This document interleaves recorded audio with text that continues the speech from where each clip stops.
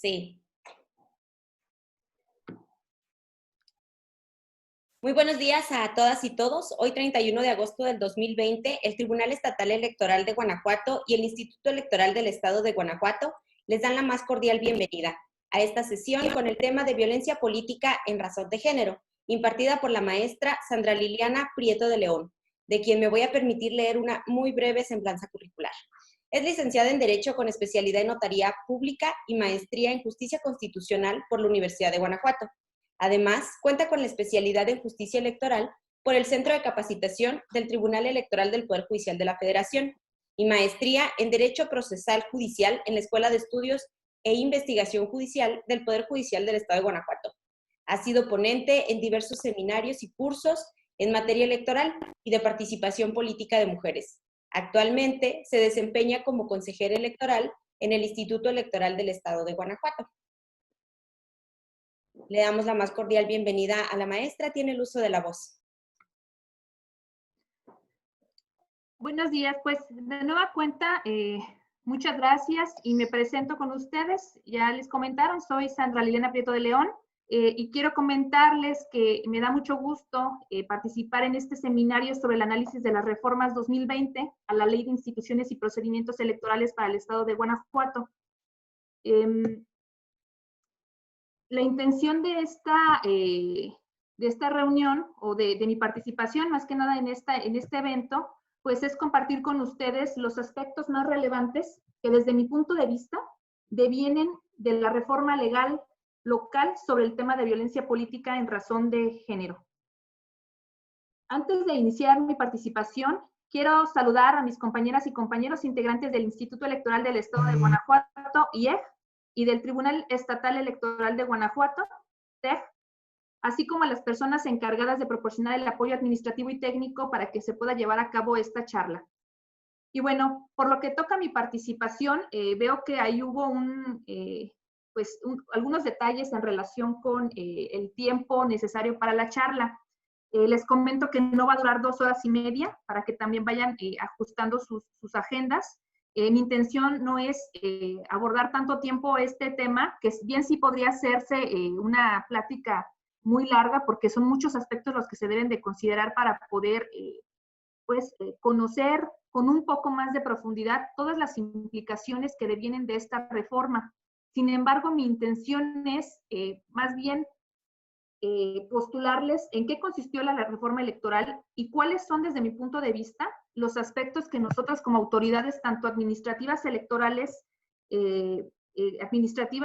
como jurisdiccionales electorales, debemos de tomar en consideración para poder hacer de una mejor manera nuestro trabajo y, en consecuencia, garantizar de manera efectiva los derechos político-electorales de las mujeres, particularmente por tratarse de una reforma, bueno, pues que tiene el componente de la atención a todas estas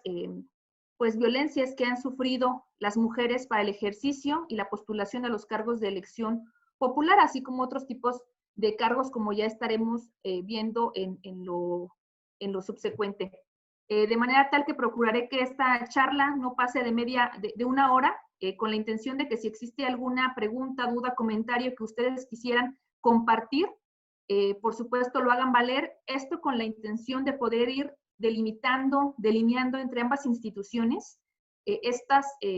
todas estas inquietudes y en medida de lo posible poderles dar una solución más adecuada, insisto, no solamente en beneficio de nuestro trabajo, sino de las mujeres que están esperando por parte de nosotros y nosotras la mejor de las actuaciones. Y bueno, sin más preámbulo, quiero comentarles que, a efecto de contextualizar sobre el sentido y alcance de la reforma electoral local publicada en el Periódico Oficial del Estado de Guanajuato el pasado 29 de mayo, particularmente en lo relativo al tema de violencia política en razón de género, quiero precisarles los antecedentes al respecto en nuestro estado, porque cada entidad federativa tiene antecedentes muy distintos en relación con este tema, y vale poner en la mesa, vale poner en conocimiento a todas las personas que integran este foro, pues estos antecedentes, con la intención de que aquellas personas que recientemente se han incorporado a las instituciones y específicamente a la materia electoral, puedan tener la luz o puedan tener estos conocimientos que les sirvan para desempeñar mejor su función. Y bueno, el primer antecedente lo encontramos en diciembre de 2017 y consiste en la adición de un capítulo denominado Delitos de Violencia Política, con el artículo 289A. En este artículo se consignó a la violencia política como un tipo penal, en el cual se estableció como una conducta de realización dolosa. La anulación o limitación al ejercicio de los derechos políticos o de las funciones públicas a una mujer por razones de género. En ese mismo artículo también se listaron las conductas que se entenderían como razones de género y se enunciaron 3, de manera, valga la redundancia, de manera enlistada, pues. La primera fue que exista o haya existido entre el sujeto y la víctima una relación de jerarquía o de subordinación. La segunda, que existieran situaciones de poder que den cuenta de un desequilibrio en perjuicio de la víctima. Y la tercera es que existieran situaciones de desventaja provocadas por condiciones del género. En este tipo penal también se establecieron como sanciones la pena de prisión de 2 a 4 años de prisión, la multa de 100 a 400 días y la suspensión de los derechos políticos hasta por 4 años. Además, se consignó un agravante consistente en que estas sanciones se iban a aumentar en una mitad del mínimo a una mitad del máximo cuando se cometieran con la intervención de un servidor público o un dirigente partidista, cuando se empleara violencia o engaño o se aprovechara de una situación de vulnerabilidad de la mujer. Como pueden darse cuenta, este tipo penal que se adicionó al Código Penal del Estado de Guanajuato, una vez que ya había dado el inicio al proceso electoral, 2017-2018, sí cabe hacer mucho hincapié en que nuestro estado fue de las poquitísimas entidades federativas que contó con un tipo penal de esta clase, que a final de cuentas podrá haber cuestionamientos en si ese tipo penal fue lo suficientemente exhaustivo, completo, eficaz en cuanto a su diseño legislativo para atender todas este tipo de violencias. Bueno, podrá haber opiniones diversas. Sin embargo, y desde mi punto de vista, considero que sin lugar a dudas, fue un avance muy importante, muy relevante en nuestro sistema jurídico general. O sea, lo hablo en términos generales. ¿Por qué? Porque durante el proceso electoral local, en nuestro estado, no contamos en la ley de instituciones y procedimientos electorales para el estado de Guanajuato como una infracción electoral a la violencia política en razón de género. No hubo una reforma previa para que entrara en vigor con la suficiente anticipación y que se considerara, pues, a la violencia política como una infracción electoral. Y bueno, ello no fue obstáculo para que, por ejemplo, el Instituto Electoral del Estado de Guanajuato, IEG, diera trámite a las denuncias y o quejas que se presentaran en donde las presuntas víctimas señalaron hechos que presuntamente constituían violencia política en razón de género. Yo recuerdo que durante el proceso electoral 2017-2018, cuando me consultaron sobre el trámite que debía dársele a esas quejas y o denuncias, mi opinión fue en el sentido de que debíamos radicarlos en la vía del procedimiento especial sancionador, pues a pesar de que no existía una disposición normativa al respecto, lo cierto es que nuestro carácter de autoridades tenemos la obligación y teníamos la obligación en aquel momento de establecer un mecanismo jurídico que garantizara el derecho de acceso a la justicia por parte de las mujeres que denunciaban actos que constituían violencia política en razón de género en su contra. Y al ser el procedimiento especial sancionador la vía para atender e investigar conductas presuntamente infractoras durante el desarrollo de los comicios, particularmente de los procesos electorales, era dable que a través de aquel se sustanciaran tales conductas. Por supuesto, en aquel momento hubo dudas, hubo comentarios en contra, hubo quienes opinaron que este tipo de procedimientos pues, debían sustanciarse a través de un juicio para la protección de los derechos político-electorales o que debían de sustanciarse a través de un procedimiento sancionador ordinario. Como les comento, la idea era precisamente poder atender a través de este procedimiento que por sus componentes y sus características se considera sumarísimo, o debería de ser sumarísimo el procedimiento especial sancionador en su tramitación y resolución, Lo cierto es que, bueno, fue a través de la justificación del por qué era susceptible de dársele trámite a este tipo de conductas a través de este procedimiento que se les dio cabida en aquel momento. Bueno, esto afortunadamente fue confirmado ya de manera posterior tanto por las salas regionales como la sala superior, y en términos generales esta vía se estableció para privilegiar el derecho de acceso a la justicia de las mujeres.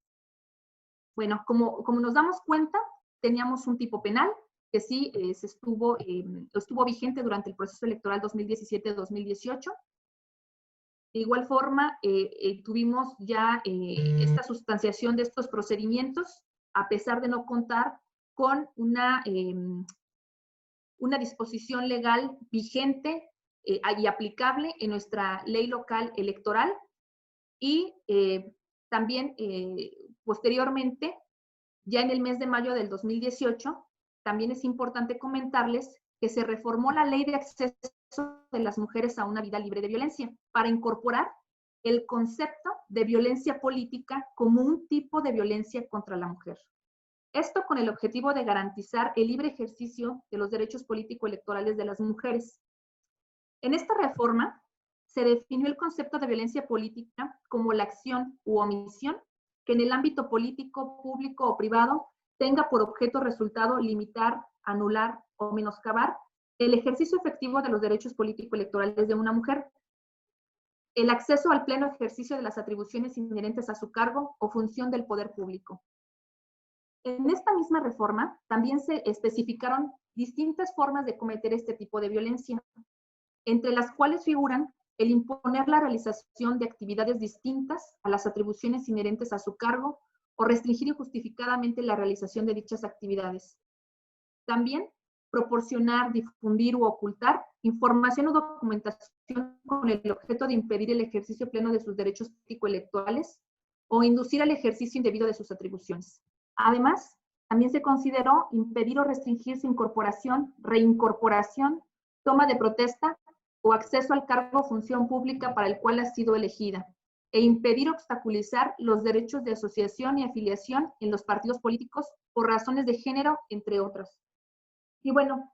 podrán preguntarse algunas personas, ¿por qué era necesario que se reformara también esta ley? Bueno, pues porque las leyes, las diferentes leyes que existen a efecto de atender las violencias en contra de las mujeres, desde mi punto de vista y para su correcta aplicación, deben estar armonizadas de manera transversal, de modo que no existan contradicciones entre todos estos ordenamientos legales que a la postre redunden en lo que pues más le duele a la sociedad, ¿no? Que es la impunidad. Cuando a final de cuentas existen de manera aislada todas estas disposiciones legales, pudieran darse contradicciones de las cuales pues las personas denunciadas puedan hacer valer este tipo de contradicciones y alegar pues cuestiones de violaciones, por ejemplo, al debido proceso, por decirlo menos, ¿no? Entonces, para mí sí es de mucha relevancia que exista esta armonización transversal legislativa que permita conocer y tener a las autoridades pleno conocimiento de cuáles son aquellas disposiciones que resultan aplicables para la impartición y administración de justicia.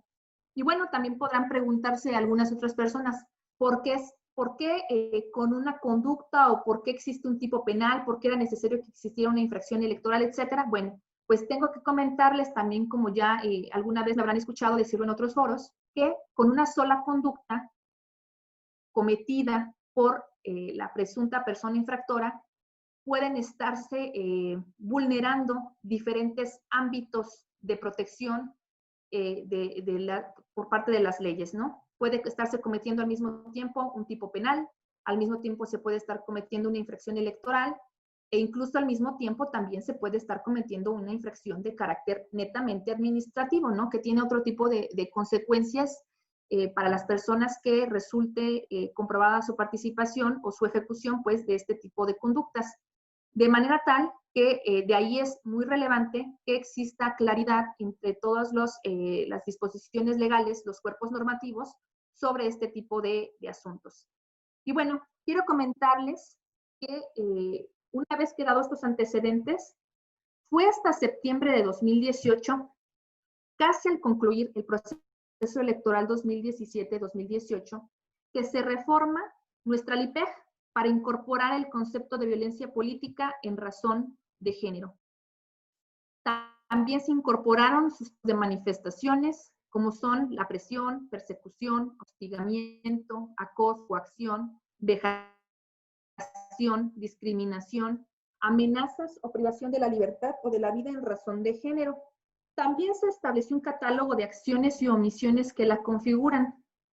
Voy a poner y voy a enumerar algunas de estas para que vayamos teniendo un contexto de cuáles eran aquellas que quedaron reguladas en 2018 y cuáles son aquellas que tenemos reguladas en 2020, que se adicionan y modifican algunas de las que ya existían. De las que tenemos en 2018, la primera de ellas era proporcionar información o documentación incompleta o errónea. Repito, errónea, con el objeto de impedir el ejercicio pleno de los derechos político-electorales o inducir al ejercicio indebido de sus atribuciones o facultades. Con número 2, ocultar información o documentación con el objeto de limitar o impedir el ejercicio de sus derechos político-electorales o inducir al ejercicio indebido de sus atribuciones.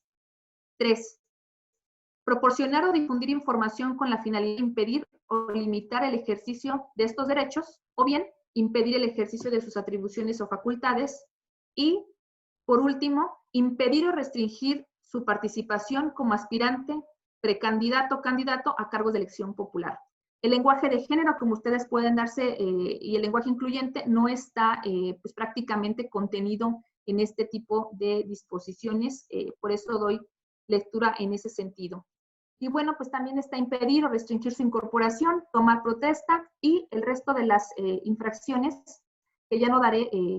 lectura, en obvio pues, de que ustedes ahí las pues, están observando directamente en la pantalla que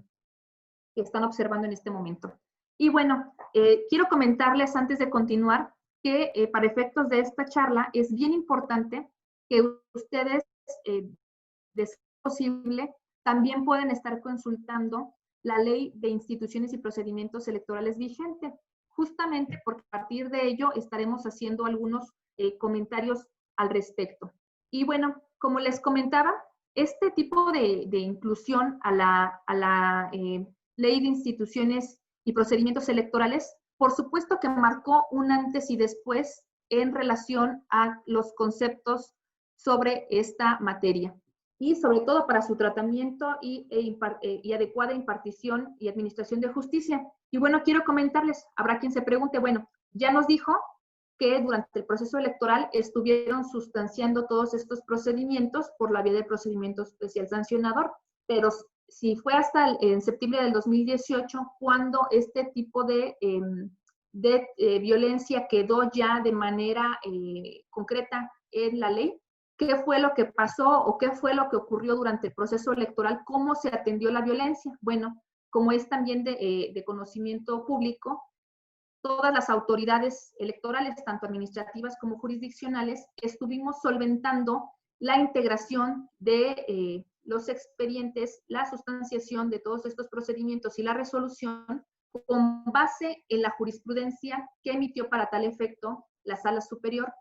a través de la cual se nos indicaban cuáles eran los elementos que componían la violencia política en razón de género. Y en virtud de ello, las autoridades, por parte de las investigadoras, teníamos la obligación de construir nuestra investigación con la finalidad de comprobar los hechos que se denunciaban, pero por supuesto para acreditar cada uno de los elementos del tipo o digamos, de esta infracción electoral contenida en la jurisprudencia. Y por su parte, pues las autoridades resolutoras tenían la obligación de verificar que los hechos investigados hubieran quedado colmados a través de los medios de prueba en estos elementos que integran la jurisprudencia 5/2018, si no me equivoco es el número que tiene esta jurisprudencia, y esa era la tarea que teníamos las autoridades. Una vez que esto ocurre, les repito, en 2018 ya queda establecida la pues la obligación pues ya constreñida pues en la norma como tal. Ahora, en esta misma reforma del 2018, de septiembre del 2018, también se incorpora en la ALIPEG las obligaciones del Instituto Electoral del Estado de Guanajuato respecto a la promoción de la igualdad entre mujeres y hombres y la prohibición de la discriminación motivada, entre otras, por cuestiones de género y que tenga por objeto o resultado anular o menoscabar los derechos y libertades de las personas, así como la sustanciación de los procedimientos correspondientes para la atención de este tipo de violencia. Y finalmente se estableció que la realización de cualquier acción u omisión que constituyera violencia política en razón de género como infracción electoral y tuviera como sujetos activos a partidos políticos, dirigentes, candidaturas, funcionariado público, entre otros. Hasta ahí, nuestra ley electoral local no había tenido ninguna otra reforma. Como ustedes saben, durante todo este tiempo del 2018 hasta mayo del 2020, estuvo a nivel federal la idea por parte de legisladoras y legisladores de algunos grupos parlamentarios, la idea de, pues, eliminar o de reformar la ley general en el sentido de que desaparecieran los institutos electorales locales. Respecto de los tribunales electorales locales, en un principio no se dijo nada, sin embargo, la consecuencia lógica inmediata era que al desaparecer los institutos locales, pues tendrían que desaparecer los tribunales electorales locales. Ante esta discusión que duró varios meses en sedes primero federales y luego se trasladó a las respectivas entidades federativas y bueno, hubo todo un discernimiento, un intercambio de propuestas de reformas electorales, entre otros aspectos, pues estas reformas o estas propuestas no prosperaron, se dejaron en el tintero. No sé si vayan a prosperar, porque pues eso también es de manera, será en su caso que se retome de manera posterior a la conclusión pues, del proceso electoral 2020-2021 y creo que en gran medida será con base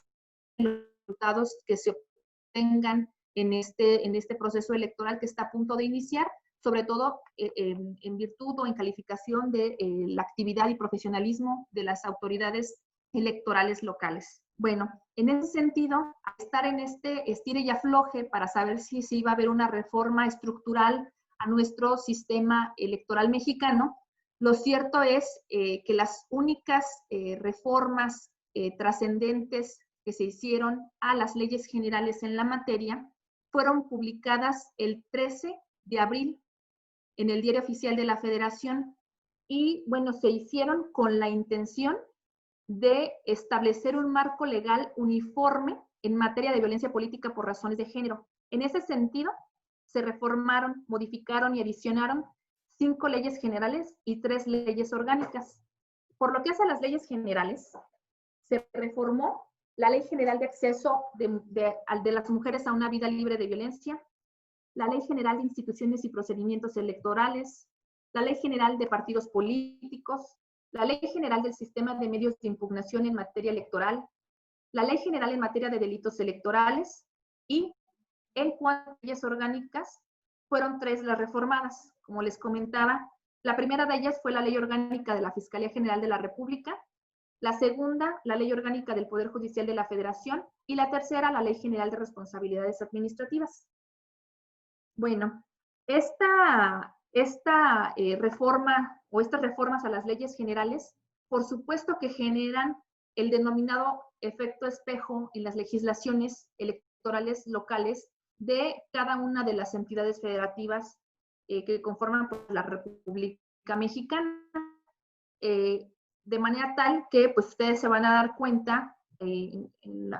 los siguientes momentos que pues esta reforma es del 13 de abril y es en mayo del 2020 cuando se reforma precisamente la ley electoral local. Y bueno, entre los aspectos que se reformaron en las leyes de referencia, esto es las leyes generales y las leyes orgánicas federales a las que di mención, hay modificaciones importantes en cuanto a las atribuciones, facultades y obligaciones de las autoridades administrativas y jurisdiccionales electorales para la atención de la violencia política en razón de género, cada uno por supuesto, en sus respectivos ámbitos de competencia.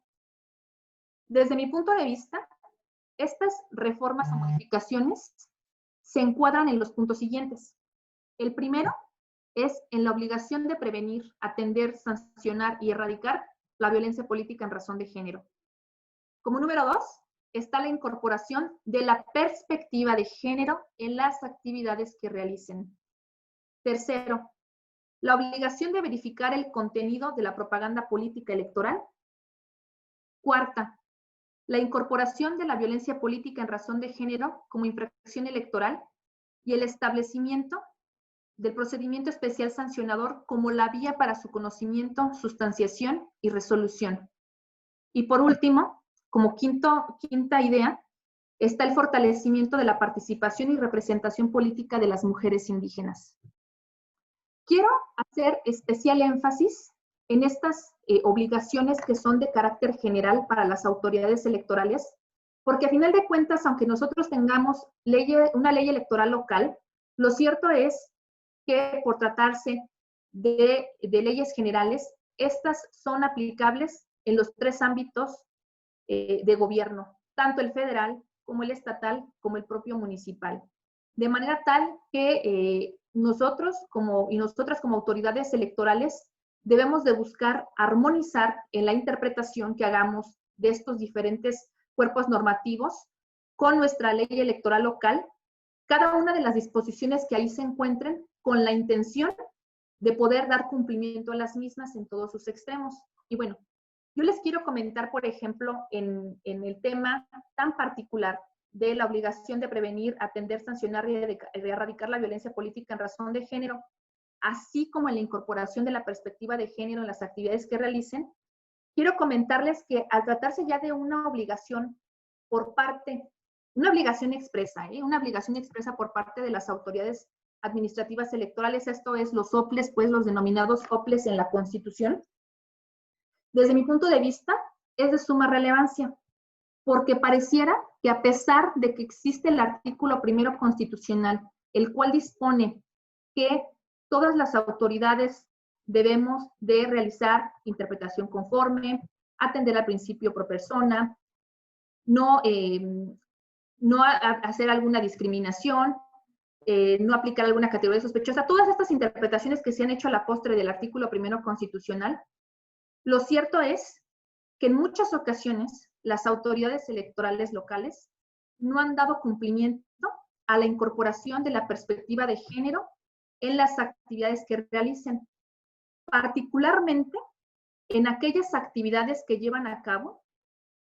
para la resolución de procedimientos seguidos en forma de juicio.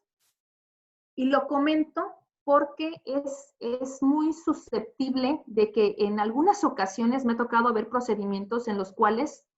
las autoridades únicamente se constriñen a realizar pues todas las actuaciones que señalan o que se señalan en los diferentes tipos de procedimientos, pero en aquellos en los que existen componentes de género, lo voy a denominar así, componentes de violencia sexual, hostigamiento sexual, de violencia verbal, etcétera, en contra de las mujeres, pues las autoridades electorales no aplicaban la perspectiva de género en muchas ocasiones. ¿Y eso en qué redunda o en qué perjudica? Bueno, pues que se pierde esta oportunidad, que se pierde esta visión en la que debemos, las autoridades electorales, de garantizar a las mujeres el acceso efectivo a la justicia. Desde mi punto de vista, el hecho de que haya quedado incorporado en la ley abona para todas aquellas personas que no estén convencidas o que desconozcan incluso, ¿no? Porque en muchas ocasiones también se actúa por ignorancia, abona para que conozcan que esta es su obligación y que conozcan de qué trata la perspectiva de género. Por supuesto, este es un tema que voy a abordar más adelante, pero no quería dejar pasar, hacer especial énfasis en esto, porque para la sustanciación de todos estos procedimientos para la atención de la violencia política en razón de género, es primordial que todas las personas, que todas las autoridades en nuestros respectivos ámbitos de competencia, sepamos qué es juzgar con perspectiva de género, sepamos qué es actuar con perspectiva de género, para que a la postre, pues todas estas disposiciones normativas que fueron reguladas, que fueron reformadas, pues encuentren una aplicación práctica en la realidad, ¿no? Que no se queden solamente en la letra y que luego a la postre lo que se genera es que la gente piensa que reformar las leyes, adicionar todas estas disposiciones normativas, pues no resulta nada útil. ¿Por qué? Porque las cosas siguen igual, hay impunidad, hay corrupción, etcétera. No, no es eso, no es que no sirva de nada incluir en las normas este tipo de disposiciones normativas, sino que el error, desde mi punto de vista, radica ahora en las personas que fungen como intérpretes y aplicadores de estas normas. Si estas personas no tienen claro lo que tienen que hacer, van a generar lo mismo de siempre: impunidad y a la postre corrupción. ¿Qué? Porque el error, pues ahora sí que no les excusa del cumplimiento de sus obligaciones, ¿no? Entonces, digamos que el tramo, el aspecto que tenemos que cuidar es que el personal a nuestro cargo, que nosotras y nosotros como autoridades conozcamos los alcances de la perspectiva de género en todas las actividades que realicemos. ¿Para qué? Para que entonces cumplamos con nuestras obligaciones de prevenir, atender, sancionar y erradicar la violencia política en razón de género, e incluso poder verificar el contenido de la propaganda electoral en todos estos temas. Y bueno, una vez sentado lo anterior y por lo que interesa esta exposición, les voy a compartir cuáles fueron los alcances de esas reformas generales y sus repercusiones en la ley electoral local en el marco de la armonización legislativa en el tema de violencia política contra las mujeres en razón de género. Bueno, nuestras legisladoras y legisladores locales tomaron como directriz para la armonización que la concurrencia legislativa entre la Federación y las entidades federativas sobre la materia electoral la marcan o la delinean dos leyes en particular: la LEGIPE y la Ley General de Partidos Políticos. Y con base en ello, legislaron sobre dos vertientes. La primera, para homologar los elementos, modalidades y ámbitos de ocurrencia de la violencia política contra las mujeres en razón de género. Y segundo, en la generación de pautas y estándares para su prevención, atención, sanción, reparación y erradicación. Miren, me voy a referir en un principio a la homologación de los elementos, modalidades y ámbitos de ocurrencia de la violencia política contra las mujeres en razón de género. Sobre este aspecto destacan los rubros siguientes. El primero de ellos es la modificación de la denominación de violencia política electoral en razón de género, que se había incorporado en septiembre de 2018 para quedar ahora con la reforma de mayo de 2020 como violencia política contra las mujeres en razón de género. La definición quedó de la misma manera que en la reforma de septiembre de 2018 en el artículo 3 bis. Y bueno, pues es a la que ya di lectura. Como número 2, se modificó el párrafo tercero del artículo 3 bis para precisar que todas las acciones u omisiones que configuran violencia política contra las mujeres en razón de género pueden presentarse dentro y fuera del proceso electoral. Desde mi punto de vista, esta adición es muy útil para dejar constancia de las atribuciones y obligaciones que tienen las autoridades electorales para la prevención, atención, sanción, reparación y erradicación de este tipo de violencia, y que guarda consonancia con las acciones y omisiones que la configuran. Aquí, antes, también se los comento, una vez que concluye el proceso electoral 2017-2018, bueno, pues empiezan las mujeres a incorporarse a todos estos cargos de elección popular para los que fueron electas. Sin embargo, no había claridad respecto, o sea, claridad legislativa, pues, no había claridad legislativa respecto a si en el ejercicio de sus cargos también podría considerarse que las mujeres eran víctimas de violencia política en razón de género. Y bueno, por supuesto que esto generó la presentación en principio de todos estos escritos de queja y denuncia de las ahora legisladoras, regidoras, síndicas, presidentas municipales, etcétera, que que postulaban en las distintas entidades federativas respecto a que existían terceras personas que impedían que ellas pudieran llevar a cabo el ejercicio de todos sus cargos de elección popular. En ese sentido, también se determinó que en aquel momento que la vía correcta para dar el trámite a todas estas quejas y denuncias, pues era la vía del procedimiento especial sancionador, y que en esos términos tenía que ser, por supuesto, integrada la investigación por parte de los soples y por parte de los tribunales electorales locales, o bien que le correspondía a las autoridades que, de conformidad con esa libertad de configuración legislativa, tuvieran cada una de las entidades federativas. ¿Con base en qué? Pues con base en el sistema de distribución de competencias que está diseñado a nivel nacional y en el cual cada una de las entidades federativas puede establecer las reglas respecto de que a quién o a quienes les corresponde sustanciar y resolver este tipo de procedimientos. Quiero comentarles que en la mayoría de los estados de la República, pues está homologado, en la mayoría, por supuesto no en todas, está homologado el procedimiento especial sancionador en cuanto a su trámite y resolución en los términos que tenemos en el estado de Guanajuato. Y bueno, para mí esta precisión no está de más, no sobra y al contrario suma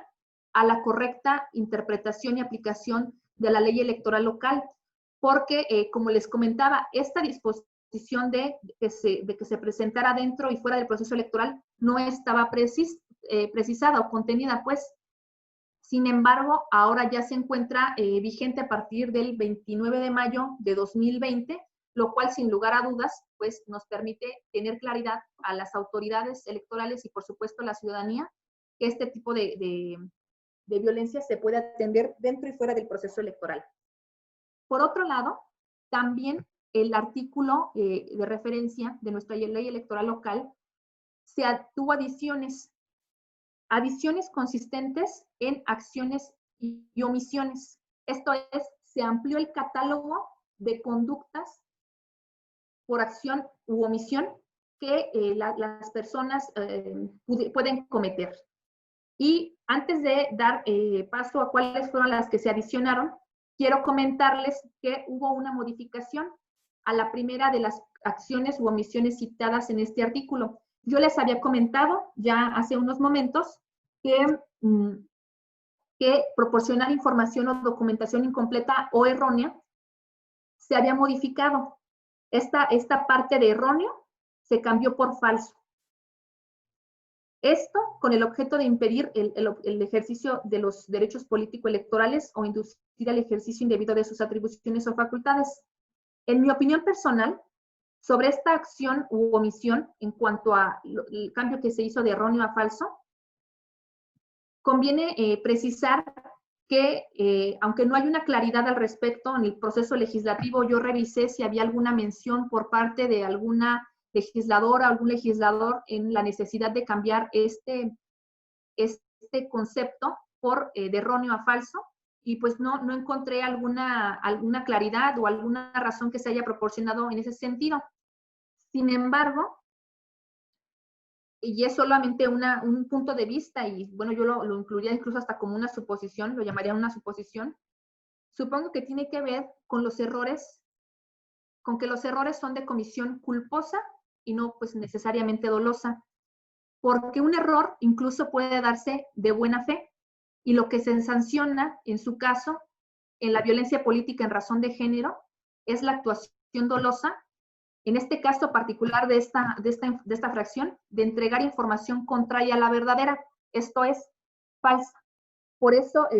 no se sanciona o se modifica esta disposición para cambiar de errónea, que un error lo puede cometer pues, cualquier persona, ¿verdad?, en el ámbito de su actividad profesional, y que pues por supuesto se parte que las autoridades actuamos de buena fe, o las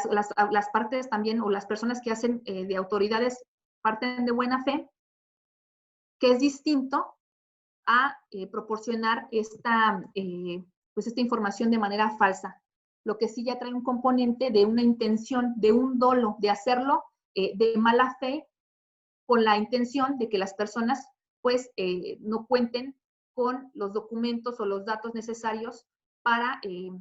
para lo que lo ocupen, ¿no? Y bueno, también en la fracción relativa a impedir o restringir su incorporación, toma de protesta o acceso al cargo o función para el cual ha sido elegido, también se agrega el concepto de nombramiento. ¿Por qué? Porque ya la violencia política lo que busca es no solamente abarcar todos aquellos pues cargos de elección popular, sino incluso aquellos cargos en los que se les haya otorgado a las mujeres un nombramiento. Y basta ya porque incluso también pueden ser sujetas de violencia política en razón de género, magistradas electorales, consejeras electorales, entre otras. Ahora bien, se incorporó una precisión que no estaba contenida en la reforma del 2018, pero que sí está contenida en la reforma del 2020, que es la relativa a impedir o restringir su reincorporación. Esto estaba nada más contenido anteriormente, lisa y llanamente como incorporación, pero en virtud de que la interpretación letrística de la ley en muchas ocasiones generó o genera la suspicacia de que al no estar contenido el tema de la reincorporación, ya sea por una licencia, ya sea por una incapacidad, etcétera, pues al no estar contenida, era lo que pues presuntos vulneradores o violentadores se amparaban, pues eran el tema de que al no estar prevista como una incorporación, se le, digamos, esta persona, esta mujer, se incorpora al cargo que viene desempeñando, pero no estaba incorporado el tema de la reincorporación como ese acto en donde, pues, valga la redundancia, de nueva cuenta entras a la función que venías desempeñando y que tuviste que tomar alguna licencia. Desde mi punto de vista, sí se trata de supuestos distintos y no está de más que haya quedado debidamente esclarecido en nuestra disposición legislativa reformada. Y bueno, se derogó también la otrora conducta u omisión consistente en impedir u obstaculizar los derechos de asociación y afiliación en los partidos políticos en razón de género. Yo creo, y también es desde mi punto de vista, que esta disposición no debió de haber quedado o no debió de haberse derogado, porque a final de cuentas, si existe una, pues si existe una disposición en ese sentido, no se trata de vulnerar los principios de autodeterminación de los partidos políticos, sino de lo que se trata es precisamente de que en las leyes electorales locales que se encargan de regular el ejercicio de los derechos político-electorales queden comprendidas estas disposiciones y que los mecanismos para hacer valer estos derechos pues son diversos, no necesariamente tiene que ser a través de un procedimiento especial sancionador, incluso puede ser a través, y que es la vía correcta que yo estimo, a través de un juicio para la protección de los derechos político-electorales. Entonces, estimo que esta disposición, por supuesto, desde mi punto de vista, no debió de haberse derogado en la ley de que les hablo. Y bueno, en términos generales, también se establecieron obligaciones para los partidos políticos en el artículo 33, consistentes en garantizar a las mujeres el ejercicio de sus derechos políticos y electorales libres de violencia política, conforme a lo que establece la propia legislación electoral.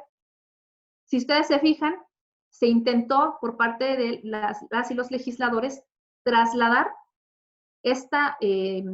fracción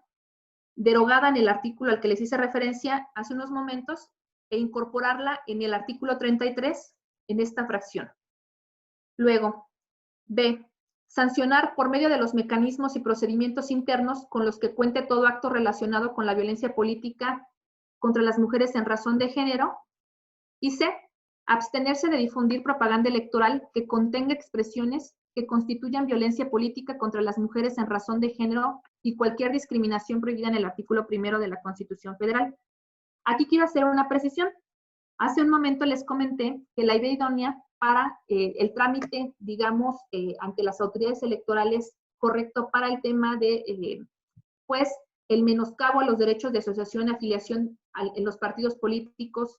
a las mujeres, pues era el JDC. Por supuesto, es una vez que las mujeres de partido agoten los mecanismos internos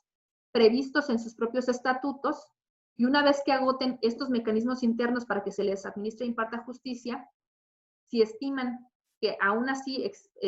persiste esta violación, pues es cuando procede el juicio para la protección de los derechos político-electorales en los términos que ustedes como operadoras y operadores de justicia ya conocen. Bueno, por otro lado, también se establecieron como obligación y prohibición a aspirantes a candidaturas independientes y a candidatas y candidatos independientes de abstenerse de ejercer violencia en contra de las mujeres en razón de género y cualquier discriminación prohibida por el artículo 1 de la Constitución Federal, en la cual se incluye, por supuesto, la discriminación por género. A pesar de que está postulada como una prohibición y obligación, lo cierto es que no tiene el mismo componente y el mismo alcance que cuando se le constituye como una infracción electoral. En ese sentido, una de las grandes o de los grandes aspectos de esta reforma electoral local es la incorporación o constitución de la violencia política como infracción electoral y se define como la realización de cualquier acción u omisión que constituyan violencia política contra las mujeres en razón de género. En ese sentido, estas normas son complementarias porque entonces el intérprete, la operadora y operador jurídicos tienen que acudir a el artículo que establece cuáles son las manifestaciones de la violencia política contra las mujeres en razón de género para poder determinar si entonces se actualiza la infracción electoral. Así, también se establecieron como sujetos activos a los partidos políticos, aspirantes, precandidatas y precandidatos, candidatas y candidatos, aspirantes y candidatos independientes a cargos de elección popular, ciudadanas y ciudadanos, dirigentes y afiliadas a partidos políticos, o en su caso, de cualquier persona física o moral. Y repito, o en su caso, de cualquier persona física o moral. También para autoridades o servidores y servidoras públicas de cualquiera de los poderes del Estado y de los municipios, órganos autónomos locales y cualquier otro ente público. Y las organizaciones ciudadanas que pretendan constituir partidos políticos estatales. En ese sentido, cuando la violencia se denuncie y el denunciado o el presunto responsable pues, de esta conducta resulte ser, por ejemplo, un servidor o una servidora pública de alguno de los, del poder, más bien del poder federal, de alguno de los poderes federales, la competencia para conocer de este tipo de asuntos corresponde pues al Instituto Nacional Electoral. La Sala Superior ha reiterado en diversos criterios, y esto ya es de conocimiento pues por parte de nosotros y nosotras, que todos estos asuntos en donde las y los denunciados sean personas servidoras públicas a nivel federal, estos procedimientos en su contra serán seguidos por el Instituto Nacional Electoral. De ahí que, como escucharon en mi intervención, pues solamente el Instituto Electoral del Estado de Guanajuato y el Tribunal Electoral conocen de los servidores públicos o de las presuntas conductas que cometan de violencia política en razón de género contra las mujeres, que cometan servidoras y servidores públicos a nivel estatal y a nivel municipal, así como de órganos autónomos locales, entre otros. También se estableció como sanción a las infracciones electorales relacionadas con el incumplimiento de las obligaciones para prevenir, atender y erradicar la violencia política contra las mujeres en razón de género y en atención a la gravedad de la falta, que podrá sancionarse con la reducción de hasta el 50% de las administraciones del financiamiento público que les corresponda por el periodo que señale la resolución. Yo esta fracción en particular, pues veo que tiene solamente el efecto espejo a nivel de la reforma a las leyes generales. Sin embargo, quien se encarga de llevar a cabo el análisis de este tipo de obligaciones, pues por supuesto lo es el Instituto Nacional Electoral. Bueno, ahora ya les comenté todos estos aspectos que fueron reformados en un primer momento. Por lo que respecta a la generación de pautas y estándares para su prevención, atención, sanción, reparación y erradicación, entre otros aspectos,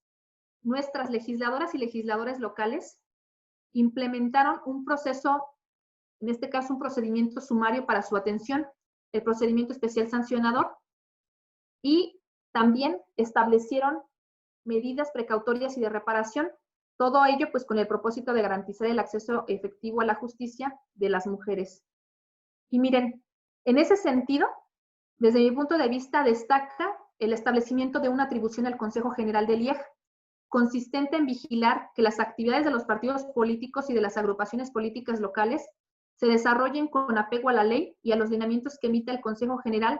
para que los partidos políticos prevengan, atiendan y erradiquen la violencia política contra las mujeres en razón de género. Quiero comentarles que desde hace algunas semanas, en el área jurídica de nuestro instituto, se está trabajando en un proyecto sobre estos lineamientos. Y bueno, precisamente en este documento, este documento es, además de una obligación que estamos constreñidos a dar cumplimiento para este proceso electoral, pues también es de mucha relevancia, porque a partir de este momento, y desde mi punto de vista, el Instituto Electoral del Estado deberá ejercer de manera oficiosa esta vigilancia sobre el comportamiento de partidos políticos. ¿Y eso qué nos vincula? A que aquellos casos en los que en ese círculo en el que se mueve las actoras y los actores políticos, estemos atentas y atentos en el Instituto Electoral a dar inicio a cualquier procedimiento especial sancionador de manera oficiosa e incluso a dictar medidas precautorias y de reparación para dar seguimiento a todas estas presuntas vulneraciones en las que cometan pues los partidos políticos. Para mí este punto es de mucha relevancia, porque eso da mayor espectro al Instituto Electoral y a las autoridades que lo conforman para que puedan actuar de manera oficiosa, para que puedan prevenir, para que puedan incluso inhibir que este tipo de actividades continúen, porque al instar un procedimiento de forma oficiosa, desde mi punto de vista también, creo que de manera ejemplificativa, el resto de presuntos infractores de la norma que pudieran estar tentados a infringir la norma, estarán atentos o tendrán conocimiento de que las autoridades electorales pues habremos de actuar de manera oficiosa para atender y erradicar este tipo de violencia. Y bueno, una de las reformas novedosas a esta ley electoral local, desde mi punto de vista, también está la adición que se hace al artículo 356. En este artículo 356 ya pertenece al capítulo pues como tal, del régimen sancionador electoral, particularmente a los procedimientos sancionadores. Y este artículo es muy relevante porque además de señalarse en el mismo cuáles son los órganos competentes para sustanciar los procedimientos, con esta adición se establece,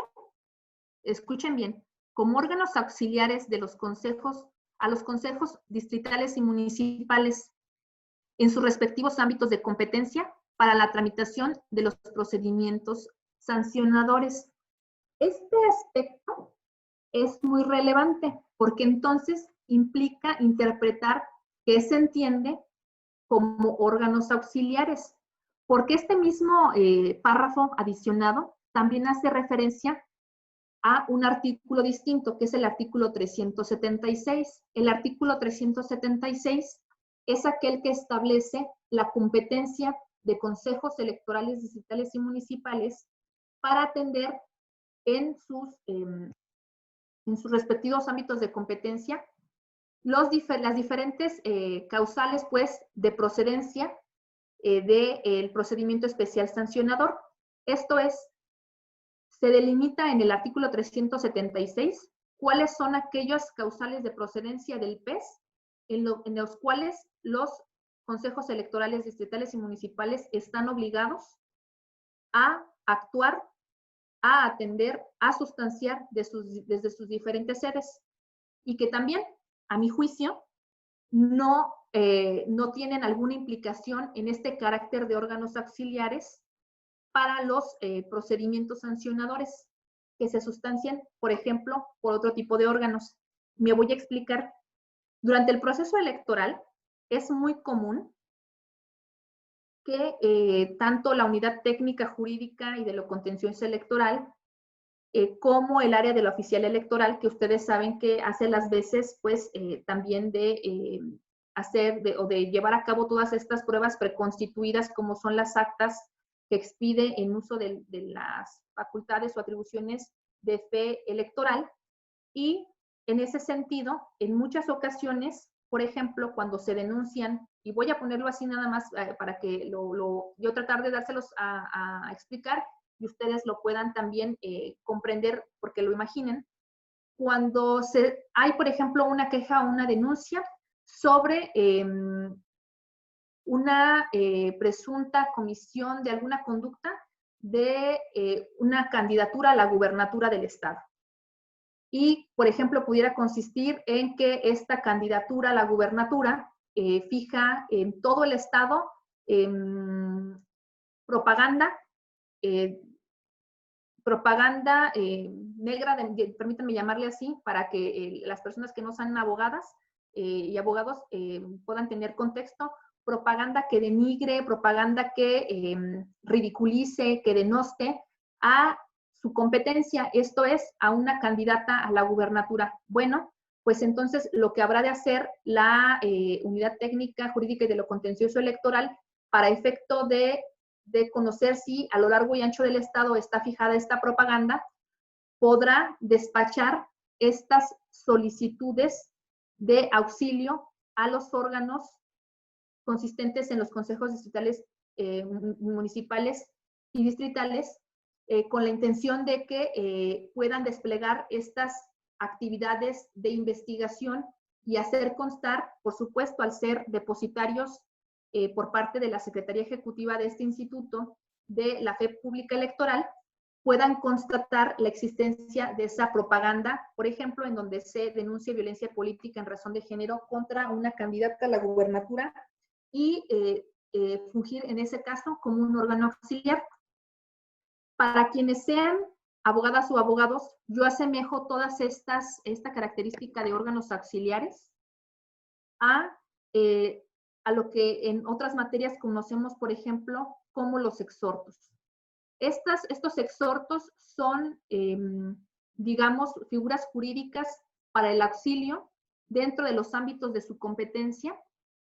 de autoridades a otras autoridades. Por ejemplo,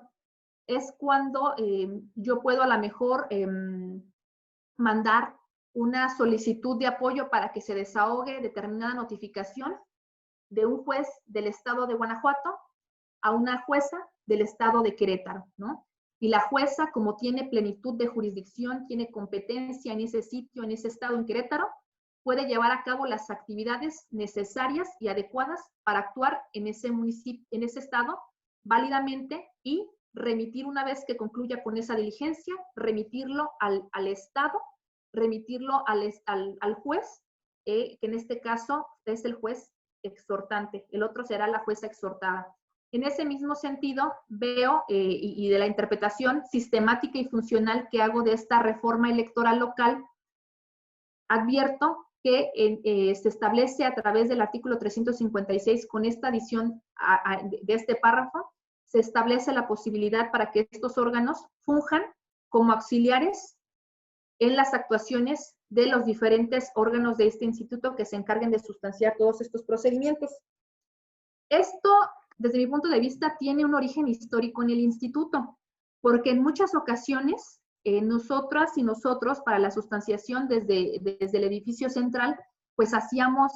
o justificábamos a través de la fundamentación y la motivación todas estas actuaciones. Sin embargo, no contábamos con una disposición normativa concreta en la que se estableciera esta posibilidad. Yo en ese sentido tengo que decirles que también es de esas otras grandes novedades que creo que ayudarán en mucho a la actuación por parte del Instituto Electoral, sobre todo ya cuando se instalan los consejos electorales y cuando durante el tema del inicio de las precampañas y las campañas electorales prácticamente, y el propio día de la jornada electoral, pues se requiere de mucho apoyo, digamos, institucional con los diferentes órganos que tenemos para la adecuada sustanciación e impulso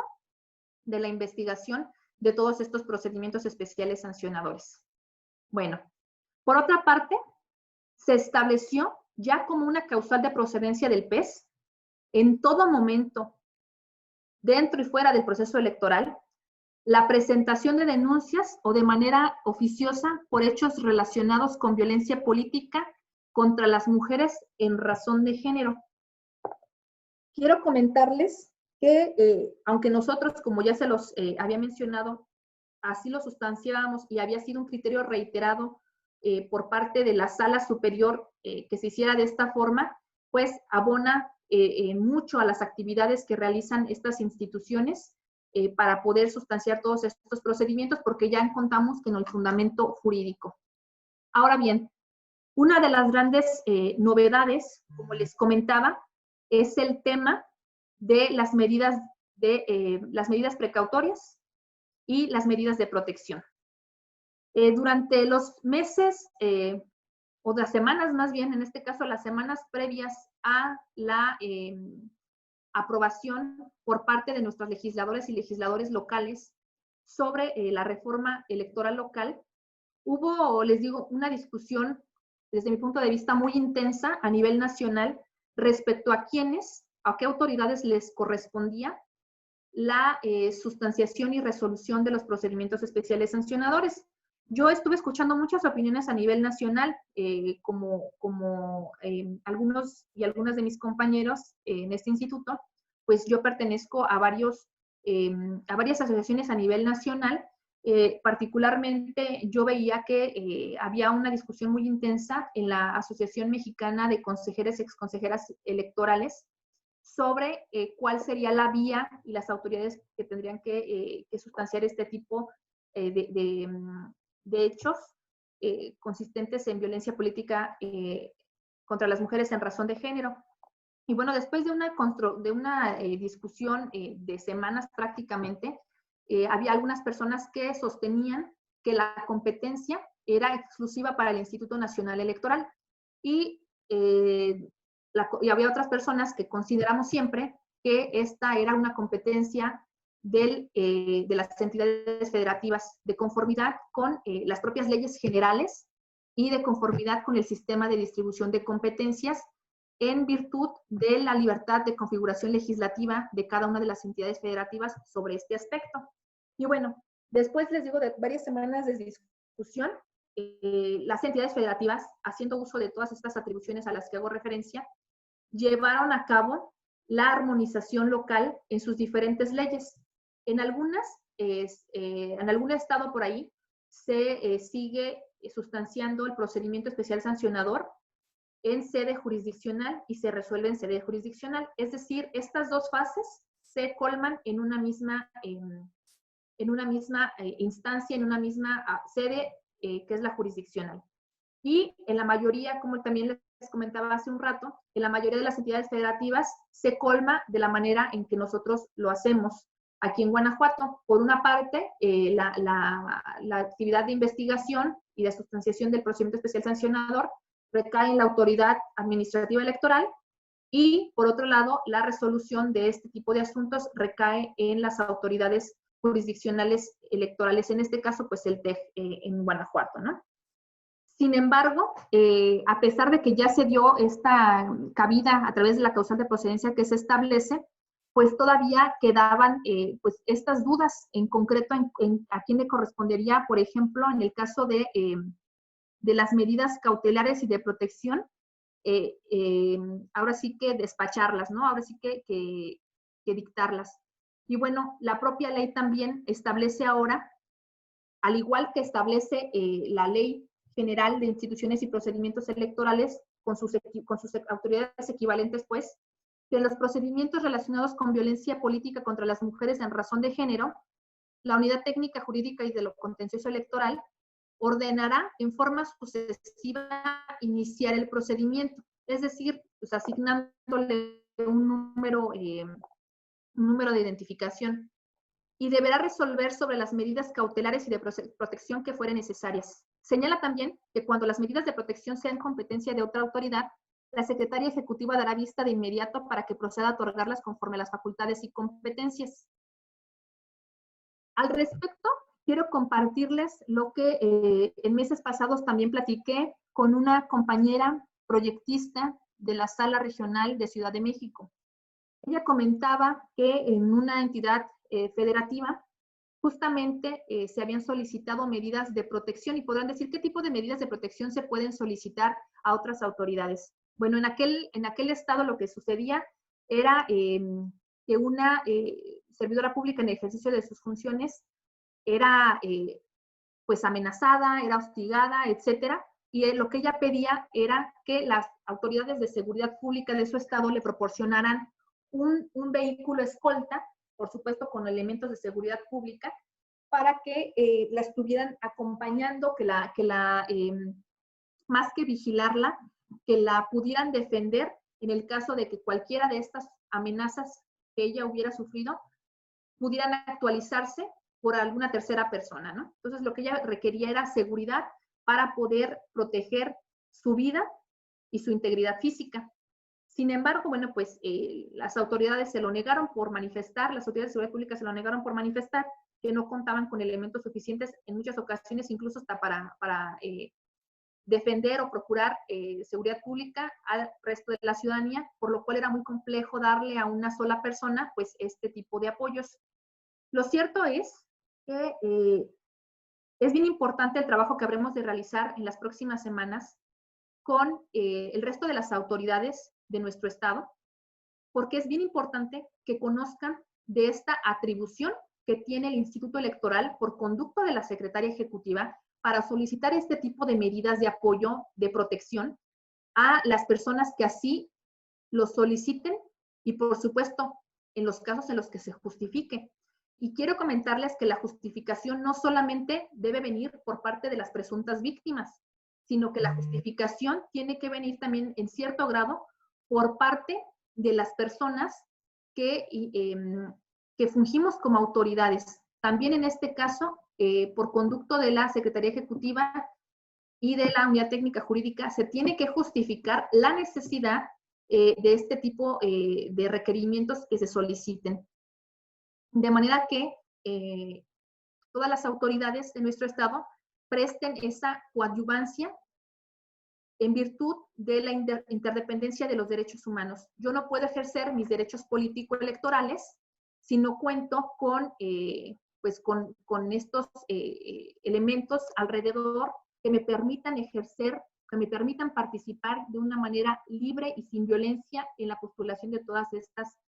candidaturas a estos cargos de elección popular, particularmente a las mujeres, por todas estas cuestiones que históricamente ya sabemos y que hemos compartido en otras ocasiones.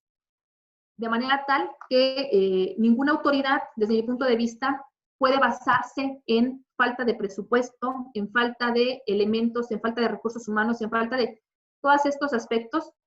porque en el caso de que no se proporcione toda este apoyo, desde mi punto de vista, esa autoridad incurre en una responsabilidad ya de carácter administrativo. Y por supuesto, esto tendrá que correr por cuerda separada a un asunto de carácter jurisdiccional. E incluso yo lo he reflexionado y por supuesto también puede generar responsabilidad de carácter penal. Bueno, continúo con el tema de las medidas. Y bueno, también establece la reforma electoral local que cuando la conducta infractora sea del conocimiento de los órganos del Instituto Estatal, de inmediato lo van a remitir a la Secretaría Ejecutiva para que ordene iniciar el procedimiento correspondiente. Cuando las denuncias presentadas sean en contra de algún servidor público o una servidora pública, la Secretaría Ejecutiva va a dar vista de las actuaciones a las autoridades competentes en materia de responsabilidades administrativas para que en su caso apliquen las sanciones que correspondan conforme lo que dispone la Ley de Responsabilidades Administrativas de nuestro Estado. Quiero comentarles que no debe interpretarse esta disposición o esta porción normativa en el sentido de que por tener la obligación la Secretaría Ejecutiva de remitir esta denuncia ante estas autoridades, ello no significa que no se va a sustanciar un procedimiento especial sancionador en sede administrativa por parte del Instituto Electoral del Estado de Guanajuato. Esto lo único que significa es que se le va a dar vista, o sea, que se va a comunicar y que esta persona estará sujeta en su caso a 2 procedimientos instaurados por autoridades de distintas competencias, ¿sí? Y esto no significa, por supuesto, también como ya lo he comentado en otros foros, y no quiero ser redundante ni aburrirles con el tema, pues esto no significa que con esto se vulnere el principio non bis in idem, ¿no? Entonces, hay que estar bien atentos y atentas para que esto a la postre no genere esa duda, no genere esa inquietud, ¿no?, al respecto. Y bueno,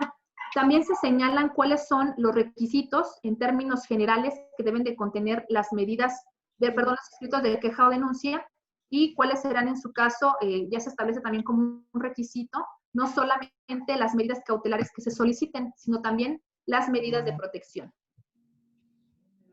En ese sentido, pues, y como ustedes saben, y como se advierte de la propia ley, corresponde a la Unidad Técnica Jurídica y de lo Contencioso Electoral. Ahí está el micrófono abierto. Ibra, estamos en clase. No, esto no escuchas, pero estamos en... Gracias, qué amables. Les comentaba, entonces, la unidad corresponderá a la Unidad Técnica Jurídica y de lo Contencioso Electoral, pues recibir estos escritos de denuncia, dar trámite y, bueno, en su caso, determinar sobre el desechamiento y la admisión de este tipo de escritos. Y prácticamente, pues, se desarrolla o es un procedimiento que se sigue en las mismas fases, con las mismas etapas que cualquier otro procedimiento especial sancionador. Ahora bien, para ir concluyendo esta participación, quiero compartirles algunas consideraciones que debemos tener presentes como autoridades electorales, administrativas y jurisdiccionales para la atención de la violencia política contra las mujeres en razón de género a partir de las reformas a las leyes. Y particularmente, no sé si ustedes tengan conocimiento de la sentencia del pasado 29 de julio de 2020, identificada con el SUB-REC 91-2020 y acumulado, a través del cual la Sala Superior del Tribunal Electoral del Poder Judicial de la Federación ordenó al INE crear un registro nacional de agresores de violencia política de género, esto con la finalidad de proteger el principio de igualdad y no discriminación hacia las mujeres y garantizar la igualdad de las mujeres, su acceso al poder y su ejercicio libre de violencia. Yo quiero comentarles que esta sentencia es muy interesante porque surgen 2 criterios relevantes para el proceso electoral 2020-2021. El primero es el que les acabo de hacer mención, y es muy relevante este tema porque en esta, y les voy a hablar nada más del primer criterio, ¿no?, relevante desde mi punto de vista, porque se determinó que es válido y conforme a la Constitución Federal la creación de un registro nacional de personas con sentencia firme por haber cometido violencia política de género. Su objeto es asegurar que quien aspire a un cargo de elección popular sea una persona que no haya cometido este tipo de actos, ya que su comportamiento pues está sujeto al escrutinio público. También se establece que compete al INE, al Consejo General del INE, llevar a cabo este registro nacional de infractores, porque se trata de la máxima autoridad administrativa electoral y genera una serie de lineamientos bajo los cuales se tiene que llevar a cabo este registro nacional de agresores de violencia política en razón de género. Se establece que este registro va a ser nacional, ojo, nacional, que será público. Se constriñe a que el INE lo tenga listo y actualizado previo al inicio del próximo proceso electoral. Y solo tendrá efectos de publicidad, no constitutivos. ¿Por qué? Porque solamente las sentencias firmes que hayan sido emitidas por las autoridades locales van a poder estar incorporadas en este documento. Aquí vale la pena precisar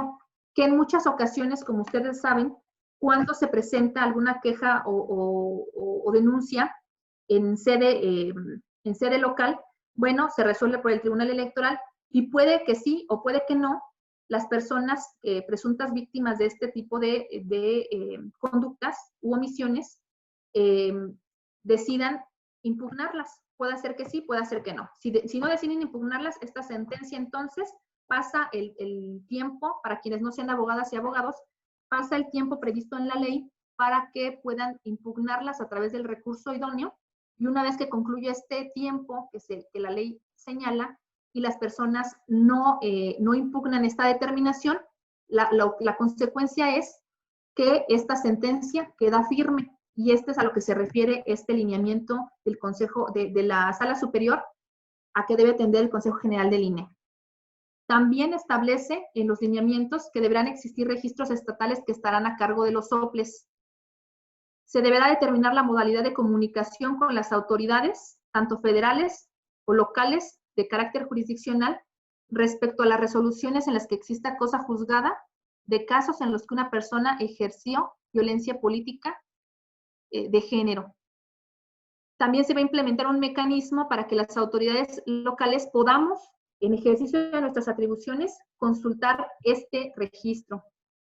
Se va a definir la temporalidad y vigencia de los registros de personas infractoras y se va a considerar la gravedad de la infracción. Y este aspecto es bien relevante también. ¿Por qué? Porque la pertenencia pues a este tipo de registros, por tratarse de antecedentes de este tipo, no puede quedarse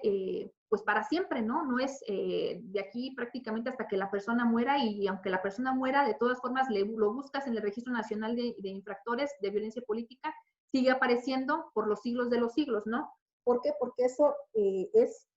inconstitucional y en consecuencia inconvencional, ¿no? Ya en ese sentido también la Suprema Corte de Justicia de la Nación ha resuelto que este tipo de registros deben tener una temporalidad y vigencia de conformidad con la gravedad de la infracción, y que una vez que esta temporalidad y vigencia se cumplen, las personas tienen derecho a ya no aparecer en este tipo de registros. Entonces, esa es la razón de ser.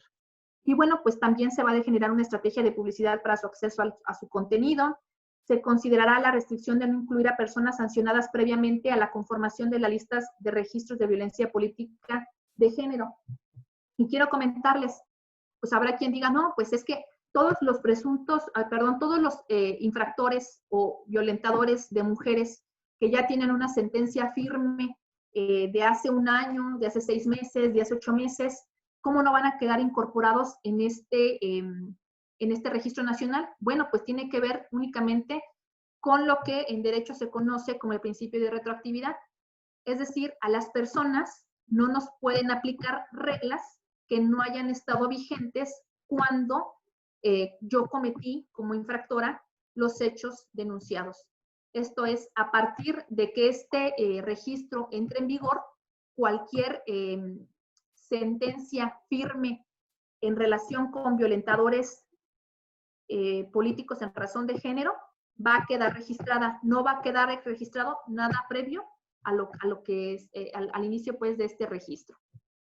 Que si es justo, que si no es justo, bueno, pues es una parte procesal a la que las personas, o un derecho procesal a la que las personas tienen,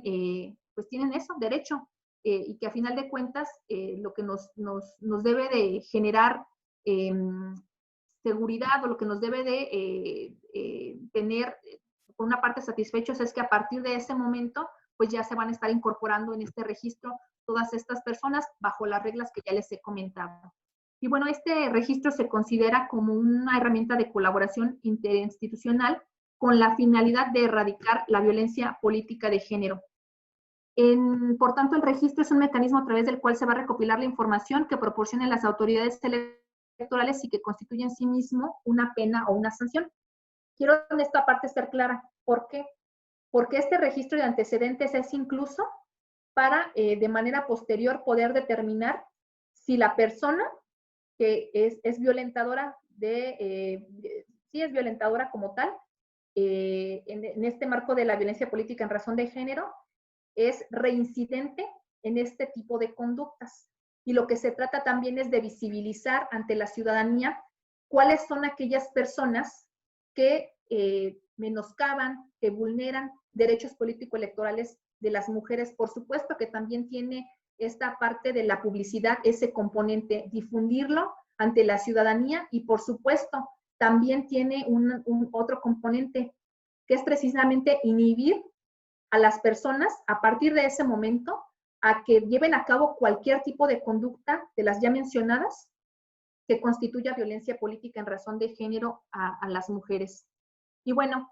desde mi punto de vista, la sentencia a la que hice mención se trata de uno de los primeros precedentes sobre la interpretación y aplicación de las reformas electorales publicadas en el Diario Oficial de la Federación el pasado 13 de abril. Y, por supuesto, su relevancia radica en el tema de la prevención, la inhibición y la publicidad de este tipo de conductas y de las personas que las cometen. Para mí es un precedente, por supuesto, relevante. Y quiero finalizar mi intervención solamente haciendo especial énfasis en el tema de la carga de la prueba en casos de violencia política de género. Miren, en esta misma sentencia también se hace un estudio muy acucioso por parte de las magistradas y magistrados que integran la sala superior en relación a quién debe tener la carga de la prueba en estos casos. Y bueno, yo no desconozco que en este foro existen personas que no son abogadas y no son abogados. Por eso les pido a quienes sí lo son que en la expresión de las siguientes palabras tengan un poco de visión, si me permiten decirlo así, para que entiendan por qué lo estoy explicando de la siguiente manera, para que pues todas las personas que estamos participando en este foro tengamos o conozcamos a qué se está refiriendo este tema. Y miren, el tema de la carga de la prueba tiene que ver con a quién o a qué personas o a quién en términos generales le corresponde demostrar los hechos en un procedimiento, ¿sí? Esto es muy importante. ¿A quién le corresponde demostrar los hechos a través de pruebas en un procedimiento? Bueno, en este sentido quiero comentarles que tradicionalmente en los procedimientos sancionadores electorales, esta carga, esta obligación le corresponde a la persona que denuncia. Sin embargo, en muchas ocasiones, y por tratarse esto de cuestiones públicas, cuestiones de derechos político-electorales, que nos interesa la participación de todas las personas,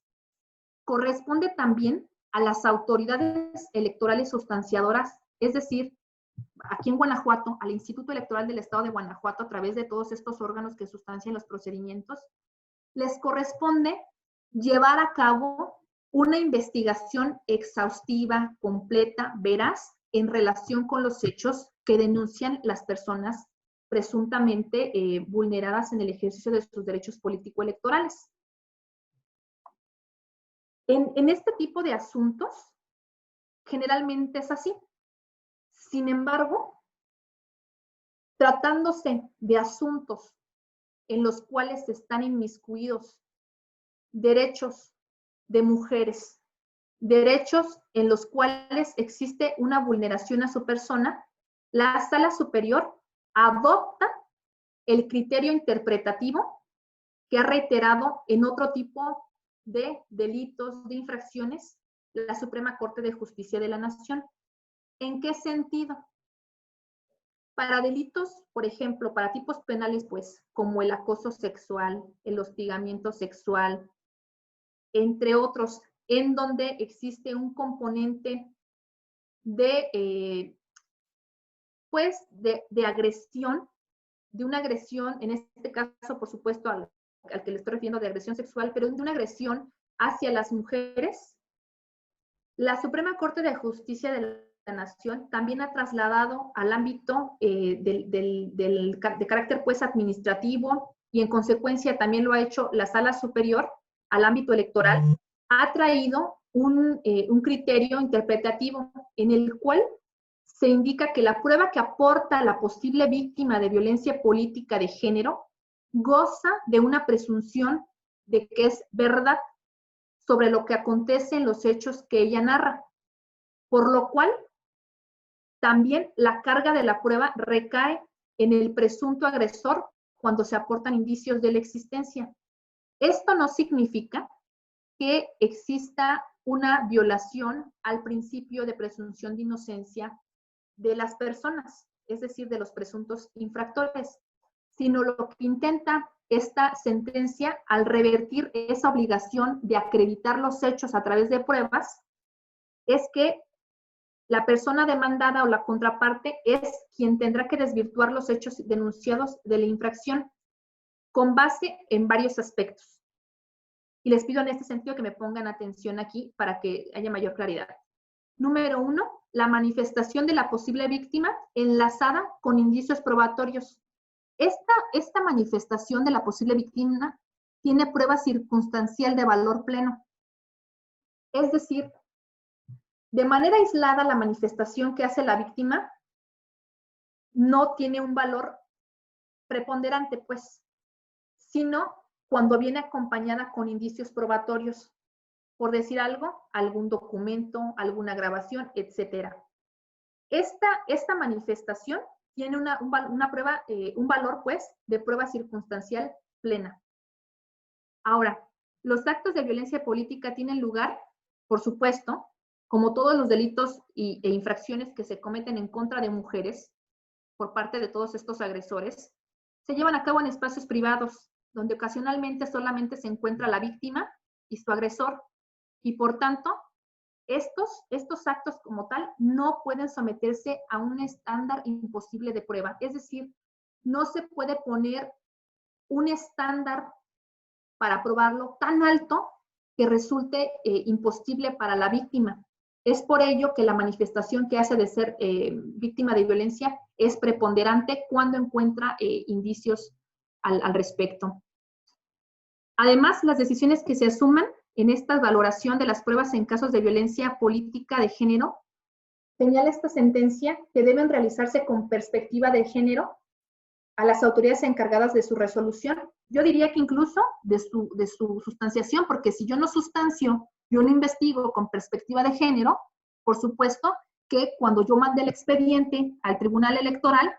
pues me lo van a devolver con diligencias para mejor proveer, para que entonces también con perspectiva de género yo pueda, como autoridad administrativa electoral, dar una resolución. Y en ese sentido, la perspectiva de género, nos dice la Sala Superior, que consiste, para estos efectos, en no trasladar a las víctimas la responsabilidad de acreditar los hechos. No les compete a las víctimas de violencia política en razón de género acreditar los hechos. ¿A quién le corresponde? Pues en los términos, cuando todos estos componentes se den, le corresponde pues al presunto infractor, pero sobre todo quien tiene la carga de acreditar los hechos, en su caso cuando sea dable, pues es la autoridad electoral administrativa. Como número 2,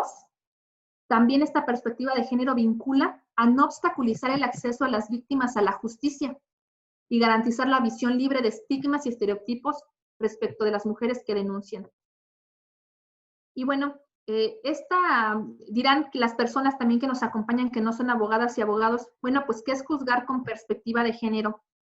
La perspectiva de género es una herramienta que utilizan las personas que juzgan, es decir, es una deconstrucción que se hace de lo histórico, social y cultural que hemos entendido como lo femenino y lo masculino. Aquellos roles que se han desarrollado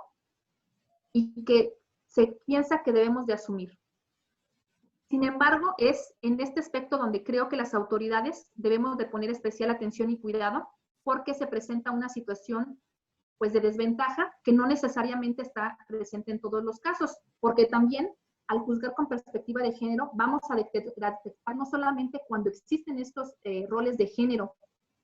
sino también vamos a detectar cuando no existen este componente de género para considerar que el tipo de violencia que se ejerza es de género. Puede ser un tipo de violencia, por supuesto, puede ser violencia política, pero puede ser o no puede ser, pues, de género. Entonces, esta parte es bien importante que nosotros podamos estarla advirtiendo.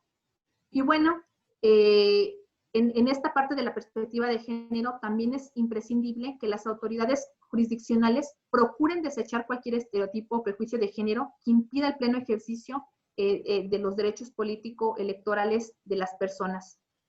Y bueno, Quiero, para finalizar, solamente comentar dos aspectos que desde mi punto de vista atendieron en la reforma electoral local. Las sanciones que se establecieron para los infractores, las y los infractores de violencia política contra las mujeres en razón de género son muy bajas. Contrario a lo que se pensaba que podrían ser más elevadas, pues son muy bajas porque únicamente se deja en amonestación y multa. Yo no veo que haya otro componente de sanción ni a nivel nacional ni a nivel local a todas estas personas infractoras. Por eso es muy dable que en ese ejercicio de la sala superior podamos establecer este Registro Nacional de Infractores como una medida, sobre todo, inhibitoria, ¿no? Al no haber sanciones adecuadas. Y quiero comentarles únicamente que, por supuesto, este es un gran compromiso que tenemos como autoridades jurisdiccionales y administrativas para poder sustanciar todos estos procedimientos. Además, aquí hay que partir que lo que implica en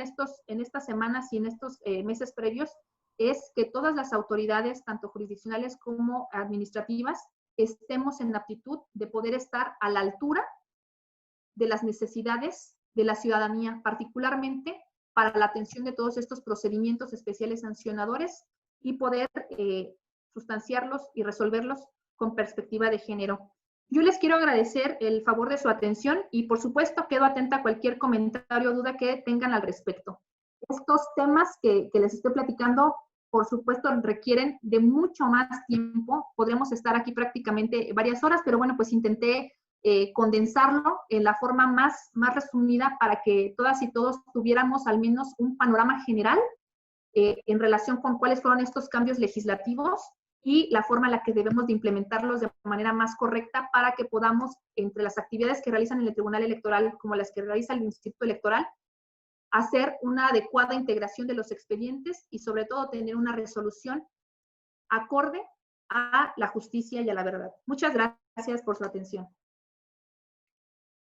Se abre un espacio para preguntas y respuestas. También pueden escribirlas a través del chat si no cuentan con cámara de video en sus equipos.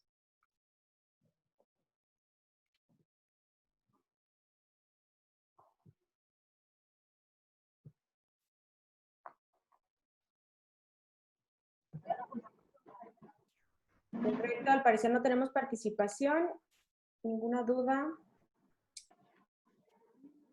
Pues le agradecemos muchísimo, maestra Sandra Liliana Prieto. Bueno, Adelante, adelante. ¿sí me escucha? Buenos días. Buenos días, Daniel. Hola, buenos días, consejera. Muchas gracias. Bueno, creo que sí es un tema bastante relevante y pues actual, que vamos a tener que estar desmenuzando de alguna manera y también pues nos tocará conocerlo ahora en los consejos. Nada más me queda algo que creo que es un tanto, pues vamos a tener que tener mucha precaución a lo mejor y mucho cuidado en atender. Dos cuestiones, las medidas cautelares y probablemente las medidas de protección. En este caso, usted mencionaba que en todo caso, bueno, le corresponde a la Secretaría Ejecutiva y también la Presidencia del Consejo tiene esas atribuciones para solicitar esas medidas. En este caso, ¿se está previendo en el ordenamiento interno, en algún lineamiento, que a lo mejor por la premura, a lo mejor también por las mismas facultades que tienen los consejos, es decir, que hacen las veces de la unidad técnica y los secretarios tienen las mismas facultades también en algunos aspectos de la Secretaría Ejecutiva? Estos consejos municipales, en todo caso, municipales o distritales, podrían tener este acercamiento con las autoridades municipales o estatales, ya sea hablando de un consejo distrital o un consejo municipal, tener este acercamiento con las autoridades municipales para, en su caso, de primera mano poder emitir ellos una medida de protección, o tendría que ser siempre a través de la Secretaría Ejecutiva. Gracias. Muchas gracias, Daniel. Y bueno, voy a dar respuesta rápida a tu pregunta. Y fíjate que esa inquietud que tú tienes justamente es uno de los tópicos que estamos tratando de dar de manera muy pormenorizada en el reglamento de quejas y denuncias, porque a final de cuentas ese reglamento tiene que armonizarse con la reforma electoral local, pero también con las reformas a las leyes generales. Y sí, efectivamente estamos trabajando en una reforma, ya existe un primer proyecto de documento y te quiero comentar que en ese mismo documento se van a precisar los alcances que tendrá cada una de las investigaciones, cada una de las medidas precautorias y de las medidas de reparación incluso, que correspondan a cada una de las autoridades involucradas, ¿no? Por supuesto, esta inquietud que tú estás manifestando en este momento, ya la he valorado, ya la he revisado, y si me permites, no quiero dar en este momento un comentario previo, porque precisamente es uno de los temas de discusión. Sí lo he valorado y lo he revisado en el sentido de cuál va a ser el medio más expedito a través del cual podemos hacer la solicitud de todas estas medidas, y por supuesto que tienen que ser las autoridades que estén sustanciando, porque de aquí, por ejemplo, a que nos esperamos a que la Secretaría Ejecutiva pueda solicitar todas estas medidas,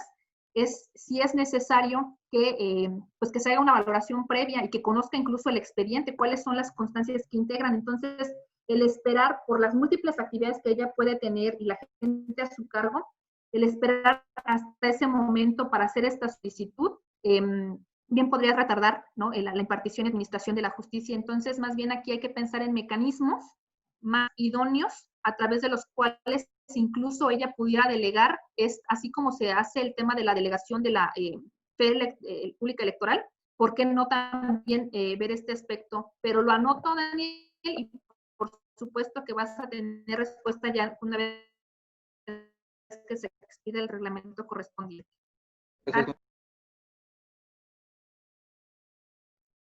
Creo que ya no hay más preguntas. Era Daniel el que yo veía nada más levantando la mano. Sí, no, yo tampoco veo mayor participación. Correcto. Bueno, pues entonces le agradecemos a usted, maestra, por su excelente participación, y a continuación me voy a permitir leer un reconocimiento que se le hará llegar próximamente. El Instituto Electoral del Estado de Guanajuato y el Tribunal Estatal Electoral de Guanajuato otorgan el presente reconocimiento a Sandra Liliana Prieto de León por su valiosa participación como ponente con el tema Violencia Política en Razón de Género, en el marco del seminario Análisis de las Reformas Electorales de 2020 a la Ley de Instituciones y Procedimientos Electorales para el Estado de Guanajuato. Guanajuato, 31 de agosto del 2020. Lo firman el presidente del Instituto Electoral de Guanajuato, Mauricio Enrique Guzmán Yáñez, y el magistrado presidente del Tribunal Estatal Electoral de Guanajuato, Gerardo Rafael Arzola Silva. Les agradecemos a todos su presencia y los esperamos en la sesión del viernes. Será impartida por el doctor Santiago López Acosta. Para evitar cualquier confusión, les haremos llegar en breve a sus correos el link respecto a esta sesión. Que pasen una excelente tarde. Gracias, hasta luego. Hasta luego.